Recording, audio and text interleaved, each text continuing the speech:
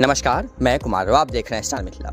उत्तर बिहार को चुनाव से पूर्व कई सारी ट्रेनों की सौगातें मिल सकती हैं, जिसमें 16 अमृत भारत एक्सप्रेस समेत एक वंदे भारत एक्सप्रेस शामिल है। इसको लेकर के विभिन्न मंडलों में विभिन्न स्टेशनों पर तैयारियां शुरू कर दी गई है। अगर ये वीडियो आप फेसबुक पर देख रहे हैं तो पेज को फॉलो करें। दरअसल 3 से 4 रोज पूर्व 26 अमृत भारत एक्सप्रेस को रेलवे बोर्ड से स्वीकृति मिली है।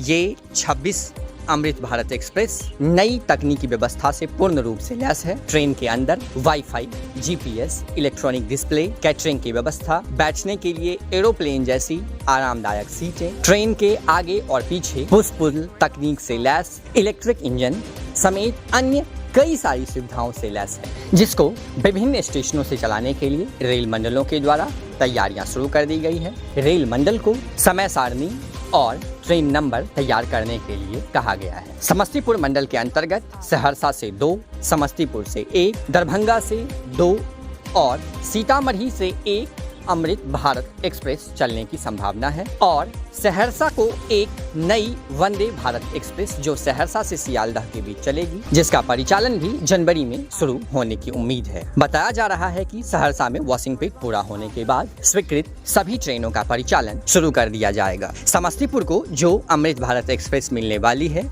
ये ट्रेन समस्तीपुर से लोकमान्य तिलक टर्मिनल के बीच चल सकती है। साथ ही साथ दरभंगा को जो अमृत भारत एक्सप्रेस मिलने वाली है, ये ट्रेन दरभंगा से नई दिल्ली और दरभंगा से हिसार के बीच में चल सकती है। अगर हम सहरसा की बात करें तो सहरसा को मिलने वाली अमृत भारत एक्सप्रेस सहरसा से अमृतसर और सहरसा से पुरानी दिल्ली के बीच चल सकती है। साथ ही साथ सीतामढ़ी को भी एक नई अमृत भारत एक्सप्रेस मिलने की संभावना है, जो सीतामढ़ी से लोकमान्य तिलक टर्मिनल के बीच चल सकता है।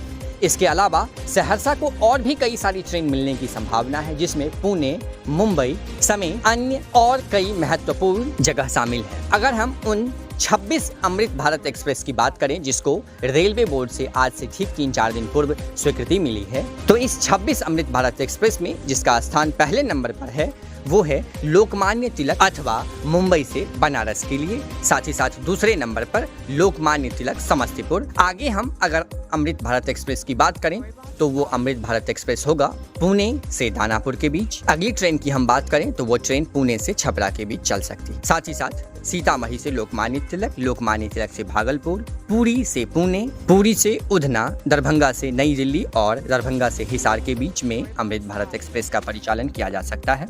साथ ही साथ गया को भी एक अमृत भारत एक्सप्रेस मिल रही है, जो गया से कोयम्बटूर के बीच चलेगी। मुजफ्फरपुर से पुणे, गोमती नगर से मालतीपतपुर, छपरा से अमृतसर, गोरखपुर से मुंबई बांद्रा के लिए, अगरतला सिकंदराबाद, पुरानी दिल्ली से सहरसा और अमृतसर से सहरसा के बीच, भगत की कोठी से गोरखपुर जंक्शन तक, अजमेर से रांची के बीच, हावड़ा से बेंगलुरु के बीच, तिरुनेलवेली जंक्शन से शालीमार के बीच, तांबरम सांतरागाछी, रानी कमलापति पाटलिपुत्र जंक्शन, उधना से भागलपुर और उधना से बरौनी।